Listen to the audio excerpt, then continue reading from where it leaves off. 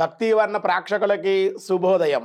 28/8/2025 స్వస్తి శ్రీ చాంద్రమానం విశ్వావసు నామ సంవత్సరం దక్షిణాయనం వర్ష ఋతువు భాద్రపద మాసం శుక్లపక్ష పంచమి గురువారం ఋషి పంచమి. పంచమి మధ్యాహ్నం 3:44 వరకు, చిత్రా నక్షత్రం ఉదయం 8:01 వరకు, అనంతరం స్వాతి నక్షత్రం. వర్జం మధ్యాహ్నం 2:12 నుండి 3:58 వరకు. అలాగే దుర్ముహూర్తాలు ఉదయం 9:57 నుండి 10:47 వరకు. మధ్యాహ్నం మళ్ళీ 2:56 నుండి 3:46 వరకు దుర్ముహూర్తాలు. సూర్యోదయం 5:54, సూర్యాస్తమయం 6:17. అమృత గడియలు రాత్రి 12:48 నుండి 2:34 వరకు. రాహుకాలం మధ్యాహ్నం 1:30 నుండి 3 గంటల వరకు రాహుకాలం. శుభ సమయం ఉదయం 6 గంటల నుండి 7:30 వరకు ఉదయ శుభకాలం. సాయంకాలం 4 గంటల నుండి 5 గంటల వరకు శుభ సమయం. శుక్లయోగం మధ్యాహ్నం 1:44, బాలువ మధ్యాహ్నం 3:44 వరకు, కౌలవ కాలం తెల్లవారుజాము 4:43 వరకు. వినాయక నవరాత్రి మహోత్సవాల్లో రెండవ రోజు. ఈ రోజున తరుణి గణపతిని ఆరాధించాలి. తరుణి గణపతిని కనుక ఆరాధించిన విశేషమైన సత్ఫలితాలు కలుగుతాయి.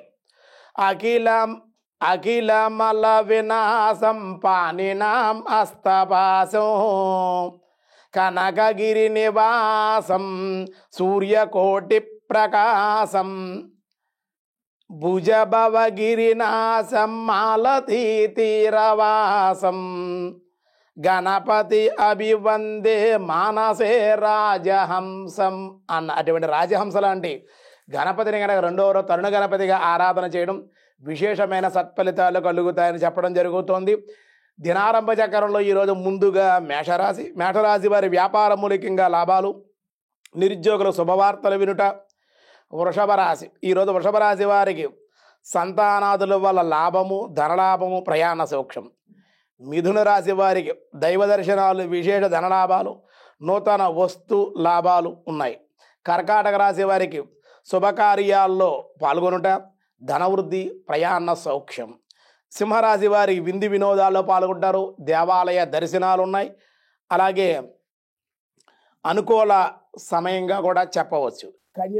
కన్యారాశి వారికి శత్రువుల వల్ల ఇబ్బందులు కానీ కొన్ని లాభాలు, వృత్తి వ్యాపారాల్లో ధనలాభం కూడా ఉంది.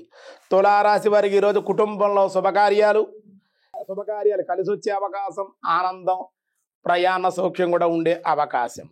వృశ్చిక రాశి వారికి అనవసరపు ధన వ్యయము, స్వల్ప అనారోగ్యం ఉంది. దేవాలయ దర్శనం చేయండి, అన్ని విధాలుగా మీకు ఈరోజు అనుకూలం. ధనుసు రాశి వారి దూర ప్రాంత ప్రయాణాలు, లాభము, ధనయోగము, శుభకార్యాల వల్ల లాభము. మకర రాశి వారిగా పరులు వాయిదా, అధిక శ్రమ, ఖర్చులు ఉండే అవకాశం. కుంభరాశి వారి దైవభక్తి, ఉద్యోగ వృత్తి వ్యాపారాల్లో మార్పులు, ఆనందము. మీనరాశి వారికి అనుకోని అతిథుల రాక, విశేష ధనవృద్ధి ఉంది. వ్యాసాయ విష్ణు రూపాయ వ్యాసరూపాయ విష్ణవే 553వ నామం వరుణ. ఓం వరుణాయ నమః అన్నారు. సాయంకాల సూర్యుడిలాగా ఈ నామానికి అర్థమై ఉన్నది. వరుణాయ నమః. సాయంకాలపు సూర్యుడు పడమట దిక్కున అనగా వరుణుని యొక్క దిక్కుయందు నుండుట వలన ఆ విధముగా వరుణ అని పిలువబడ్డాడు. సూర్యాస్త సమయకాలమైన సూర్యుడు తన కిరణాలన్నింటినీ కూడా తన యందే మరలా ఇముడ్చుకొని ఏ విధముగా ఇముడ్చుకునే రీతిగా ఉండును, భగవానుడు జీవులందరినీ ప్రళయకాలమున తన యందే ఇముడ్చుకొని ఉండునని చెప్పుట కారణముగా వరుణ భగవానుడిగా అవతరించినట్లుగా వరుణుడు అంటే మరి భగవంతుడే కాబట్టి వరుణ అని స్తవనీయుడయ్యాడు అని విష్ణు సహస్రనామంలో మనకి చెప్పడం జరిగింది. ఈరోజు స్వస్తి. మిగతా విషయాలు రేపు చూద్దాం.